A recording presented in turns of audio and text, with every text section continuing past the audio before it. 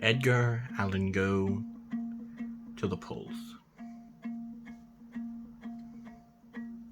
I sit here alone, with nothing to do but vote.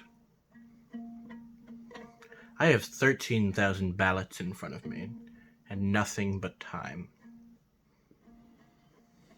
Time. What is time? I've been here so long, it's as if time no longer passes. And yet, somehow, I feel lucid. Let me tell you a story.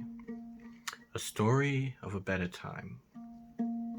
I had just left the Hotel La Chateau de la Petite Marquise au Fromage et Bon, Garçon n'est plus. Good name for a good establishment. Best fucking coffee in all of North Dakota. I was checking out when a bellhop accosted me, grabbing my bag and running for the hills. I shouted out, "Look out, young man." But it was too late.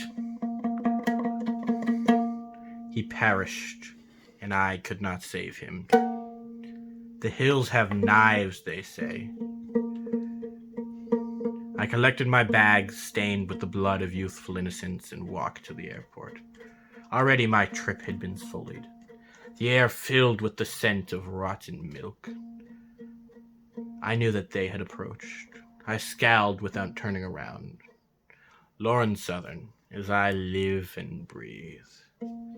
Her frightful presence choked the air as her voice wheezed out through lips long since withered away. "Two things you won't be doing for long, Wren." I turned to see her twisted grin, the darkness creeping from her cold, dark eyes. I felt the summer heat fade as her decrepit body chilled the plaza. "Leave, Lauren. The only one getting replaced is you."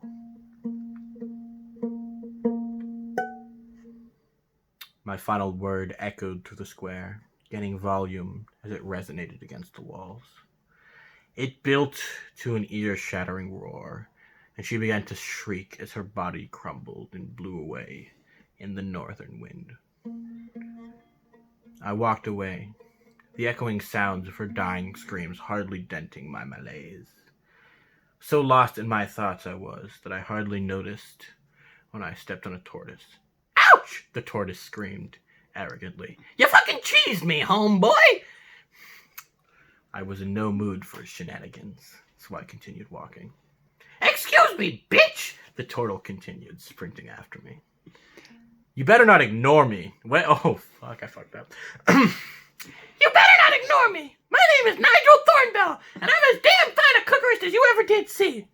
"What the fuck is a cookerist?" I asked, deciding to humor him, if only for a moment. "You know a cookerist? I cook like a motherfucking mist." "That makes no fucking sense," I said, turning to keep walking. "What the fuck did you just fucking say about me, you little bitch? I'll have you know I graduated top of my class in the Navy SEALs, and I've been involved in numerous secret raids in Al-Qaeda, and I have over 300 confirmed kills. I am trained in guerrilla warfare, and I am the top sniper in the entire U.S. Armed Forces. You are nothing to me but just another target. I will wipe you the fuck out with precision, the likes of which you have never before seen on this earth. Mark my fucking words.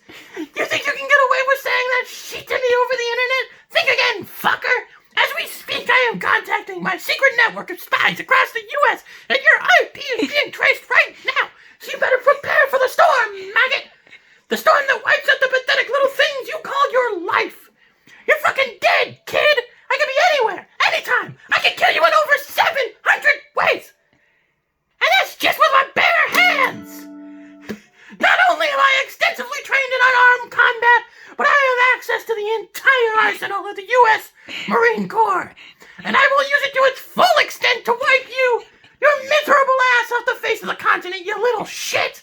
If only you could have known what unholy retribution your clever comet was about to bring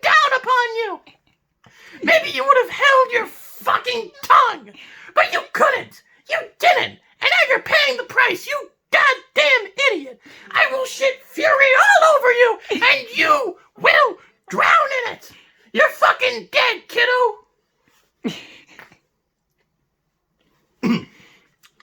I pulled out my Glock and shot him in the ass. He cried out in pain. My ass is my moneymaker, you kid rat! What do you think cookers do? I gotta carry out plate after plate of bomb-ass Southern-style chicken fried steak on my glorious badonka-donk. And now there's a fucking bullet in it! If I wasn't shelled up, I'd be slathering you in coconut oil and taking you for a ride on the sweet golden slopes of the Appalachians. But instead, I have to teach you a lesson. He pulled out a switchblade, holding it between his teeth as he struck the crane pose and screamed around the knife. I'll go with Pashiwa all over your ass, motherfucker! I stared him in his eyes and roundhouse kicked the blade into his pearly white chompers. I had let him live. This time. I made my way to the airport uninterrupted to catch my flight to Berlin. It was fucking delayed. I sat there in the dimly lit terminal of Spirit Airlines for 27 hours until I could board my plane. I landed in Berlin 3 days later, my legs itching to once again walk. I walked to the nearest youth hostel, where they asked to see my ID. They stare in abject confusion at my date of birth before finally allowing me to pass, trembling in fear. I tossed my bags on the bed and laid down, my bones grasping for rest. But before I could close my eyes, I heard a familiar voice. I'm about to go Timothy Chow, man, you're uneducated, cookerist-eating, homeboy cheesing ass! Timothy Chalamet is a beautiful boy, I shouted, lunging out of the bed to confront him. I beheld nothing but the small hostel room. I once again shook my head, attempting to come to my senses. There was no way Nigel Thornbellow could be here. Tortoises aren't allowed on planes after what happened last year. I once again attempted to sleep, but my dreams were laced with the acrid smoke of Lauren Southern's voice. She spoke in words with no meaning, sentences with no comprehensible syntactic structure. She said, "The globalist elites are trying to destroy Western culture." When would she learn? When would anyone learn? How many would I have to slay with the sword of facts and logic before people finally understood? It seemed there was no end. Bad ideas cannot be destroyed by any means, not by logic or compassion or violence. My task is an endless one, a futile one, but one that I must labor forever. Though you beat a fool half to death, still his foolishness will not leave him. In my folly, in my arrogance, I sought to rid the world of these ideas. This poisonous rhetoric which only led to more suffering. I was powerless to stop it. In that moment, I realized I was powerless.